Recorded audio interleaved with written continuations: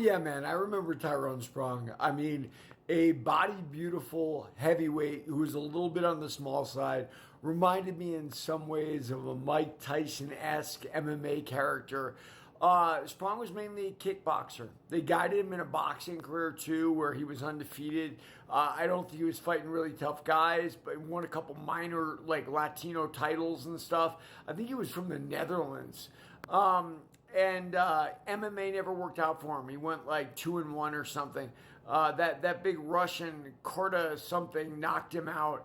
Look, when you're a stand-up fighter, MMA can be very difficult. It's why a lot of MMA fighters, they're great on the ground, right? And their stand-up's okay, and maybe they have great conditioning, and they kind of wing punches, but they're not an artist in the stand-up. Tyrone Sprong was definitely an artist in the stand-up, right? He knew how to kickbox, he knew how to box, and he was awesome. But the takedowns and the ground game were so beyond him. Not to mention he's a little bit of a small heavyweight, and that big Russian, I think, with some of the other big heavyweights, he would have had a problem anyway in the modern era. But yeah, I remember him. I wanted him to succeed too. He's one of those guys you look at like a Marvel superhero in MMA. But yeah, man, it's not to be sometimes.